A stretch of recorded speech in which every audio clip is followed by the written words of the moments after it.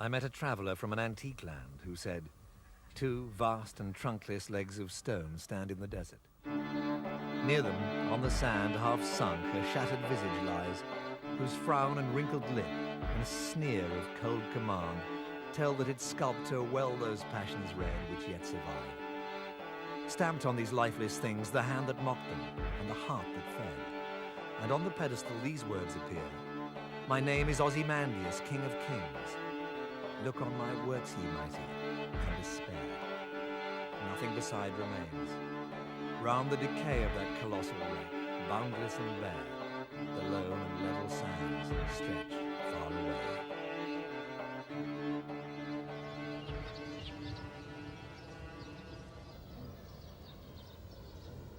Water throughout the Middle East is a powerfully important commodity. Those who control its sources and overlook its courses are the nations in a much envied position. But water must be nurtured.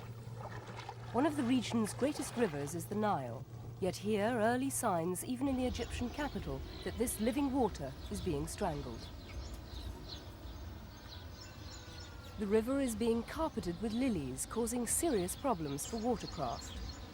Not death on, but of the Nile.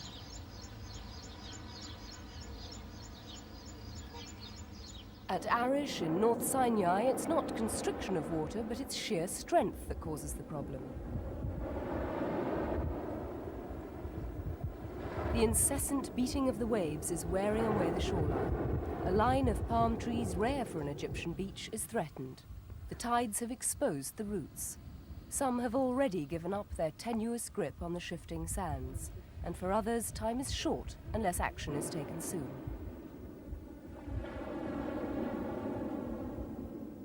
In Egypt can be seen in microcosm the problems of many nations throughout the Middle East.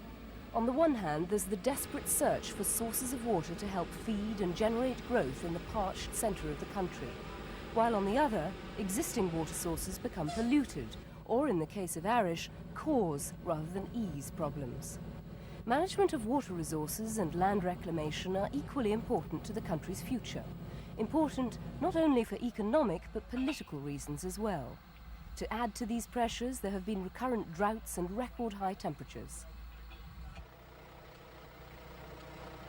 Agriculture is a mainstay of Egypt's national production. This is especially the case amid predictions of a population explosion in the region over the next 20 years. The ticking of this demographic time bomb has highlighted the dangers that the nation faces. Failure to use updated irrigation systems, scarcity of cultivated land, and the constant migration from rural to urban areas have all helped to make a serious problem worse. Egyptians are having to turn away from traditional practices as they plan to move into the 21st century. Man's life is laid in the loom of time to a pattern he does not see, while the weavers work and the shuttles fly till the dawn of eternity.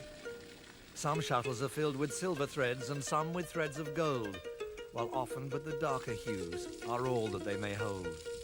But the weaver watches with skillful eye each shuttle fly to and fro, and sees the pattern so deftly wrought as the loom moves sure and slow.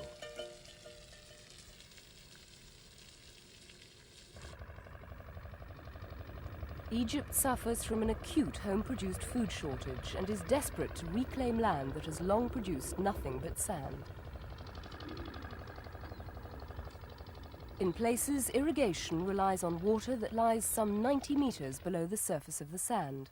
Once pumped up, it's fed through a series of trickle pipes laid out across land to be cultivated.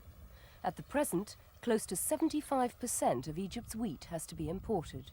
The country hopes that shortfall can be reduced. The River Nile is seen as Egypt's lifeblood.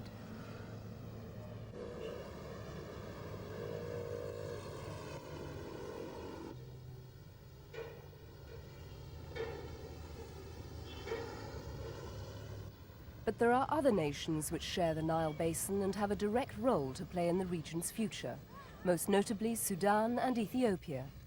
Regional conflicts between these nations could jeopardize the sources and courses that are so vital in the Middle East to future stability and to life itself.